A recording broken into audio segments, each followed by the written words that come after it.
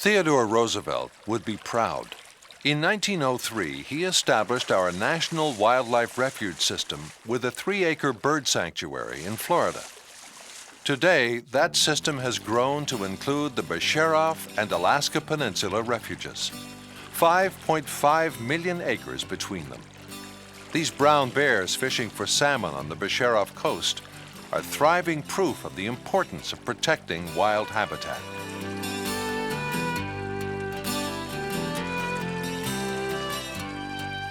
The brown bears on the Alaska Peninsula are among the largest of their species anywhere, weighing up to 1,200 pounds and growing to 10 feet tall. Conditions here are ideal for their well-being.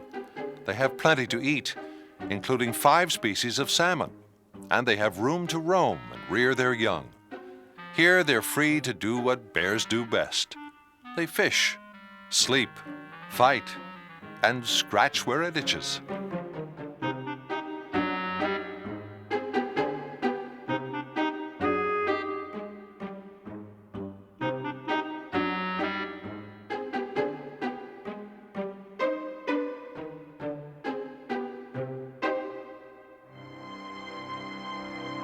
The refuge purposes are to conserve wildlife populations, habitats, and waters, and to provide subsistence opportunities for local residents.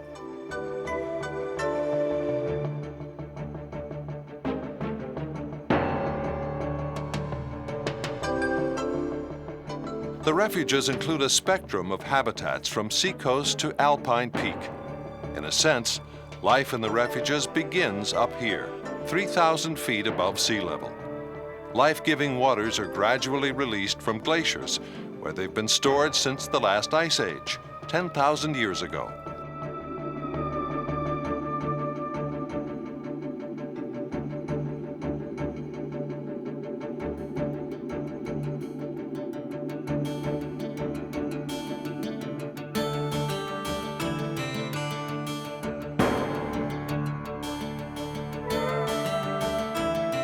These ancient waters will find their way down to the salmon and bears, to the waterfowl and other wildlife that depend on them.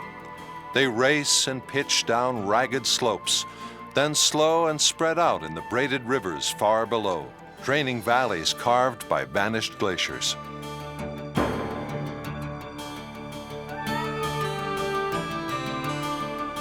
Two rivers and many smaller streams feed Bisharoff Lake, the second largest lake in Alaska.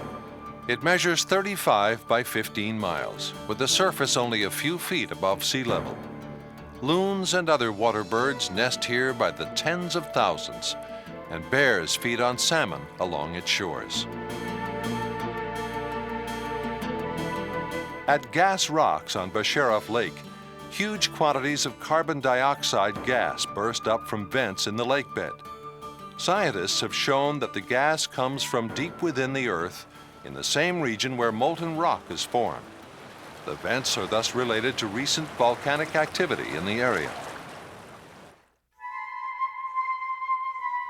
On an outcrop of the gas rocks, you might see an American pipit feeding on Alaska's infamous insects. Pipits are common breeding birds on the Alaska Peninsula, nesting mainly at the higher elevations. From shrubby cover, a golden-crowned sparrow sings its 3-note refrain, the theme song of the region.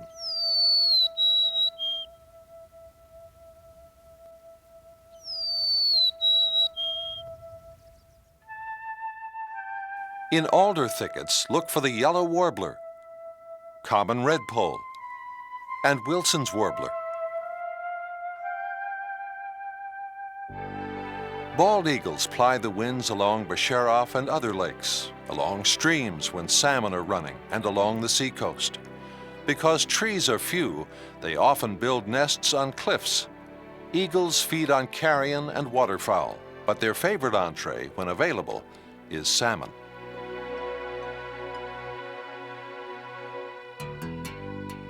Bisharoff Lake is part of the nursery area for the second largest run of sockeye salmon in the world.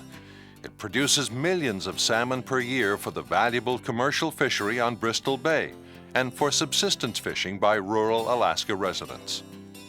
Refuge waters also offer angling for char, grayling, and 5 species of salmon. The Fish and Wildlife Service monitors fish populations by creel surveys and other methods.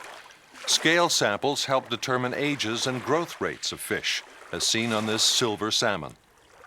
Catch and release fishing is one way you can help preserve the fish populations on the refuges. These cold water fishes grow very slowly. It may take several years for a fish to reach adult size.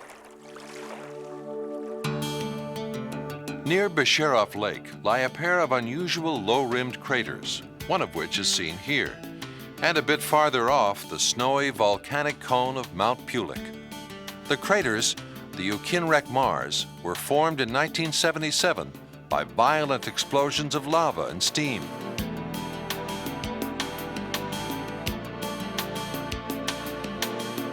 The barren Ugashik caldera is one of the many volcanic centers on the refuges. The Alaska Peninsula belongs to the Ring of Fire, the zone of frequent earthquake and volcanic activity that circles the Pacific Ocean and results from the collision of moving plates of the Earth's crust. 9 of the 14 volcanoes on the refuges have erupted in the last century.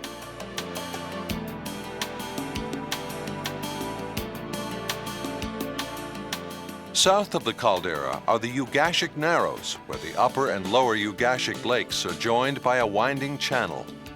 It's a popular spot for fly-in fishing, and also the site of the earliest known human settlement on the refuges, 9,000 years ago. Then, as now, the attraction must have been the abundant fish moving through the Narrows.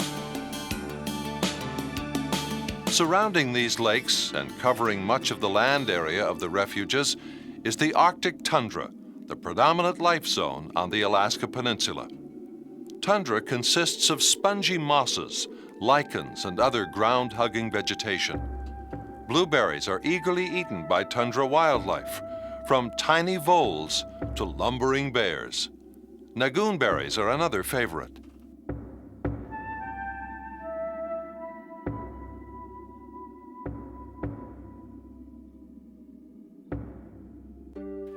The tundra is the home of wolves, moose, and herds of constantly migrating caribou.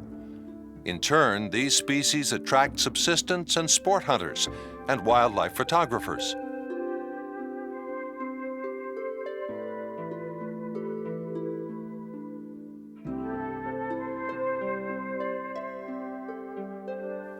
The golden plover keeps a jittery watch for foxes, wolves, and other predators.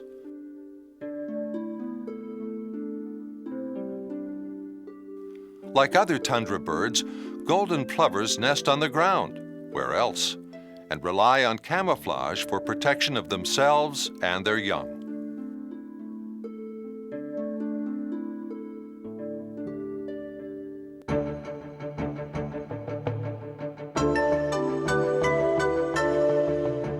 Gray wolves range throughout the peninsula. They prey on caribou and moose, especially calves and the older, weaker individuals that are easier to kill. They may also take small mammals and birds.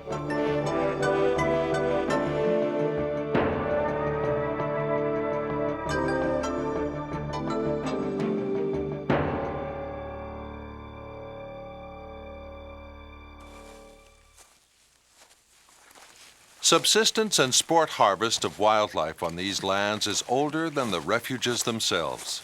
The Fish and Wildlife Service regulates such harvest to maintain healthy populations of resident and migrant wildlife.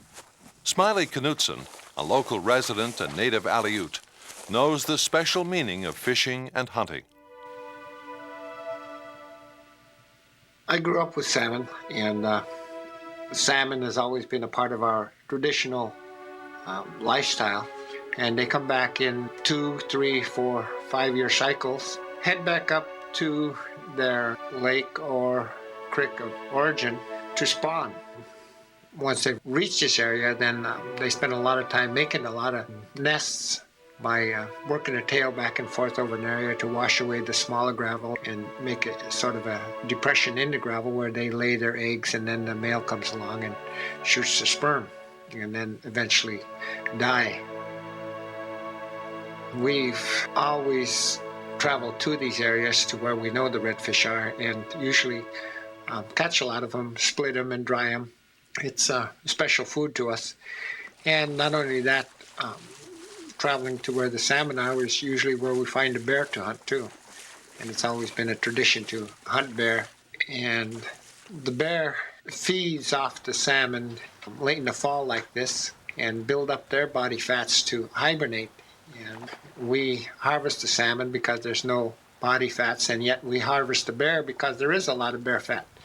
So in the wintertime when we eat the salmon, the dried redfish, and then the bear that we use, we've processed the fat and eat right along with the dry fish to replace that fat that doesn't exist in the fish.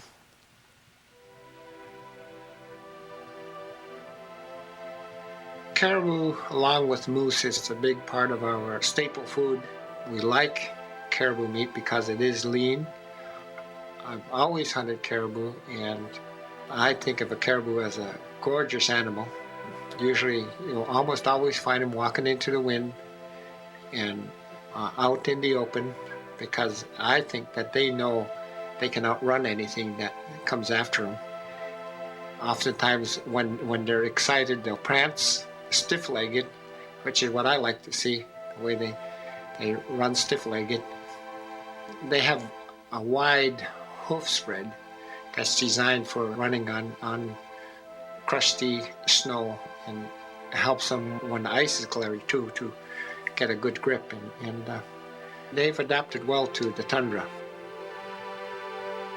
As a wildlife spectacle, a large herd of caribou might seem hard to match, but a single pair of ravens can be pretty impressive too.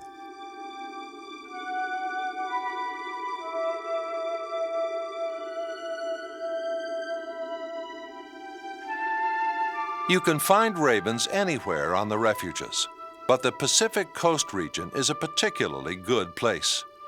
Ravens scavenge along the beaches, and they prey on the young and eggs of seabirds nesting on the cliffs.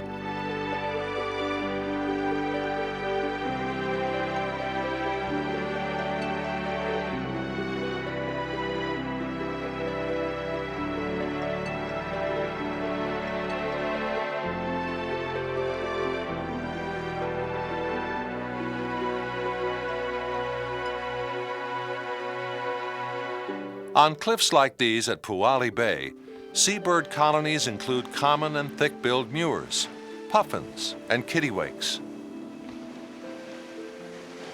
Mewers build no nests, but lay their pear-shaped eggs on narrow, precarious ledges. Underwater, they fly with their wings, diving as deep as 200 feet to find food. Seabirds come in a variety of sizes and colors, from the clown-like tufted puffin to the more stately red-faced cormorant.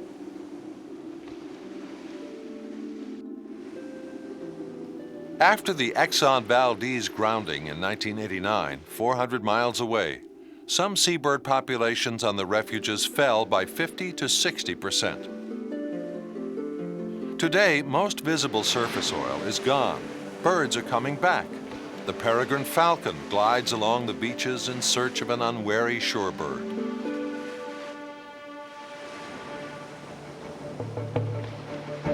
From that seed, planted in 1903 by Theodore Roosevelt, those mere 3 acres, our National Wildlife Refuge System has grown to more than 90 million acres in over 500 different units. The Bosharoff and Alaska Peninsula refuges have become priceless additions to the world's most outstanding collection of lands and waters dedicated to wildlife conservation.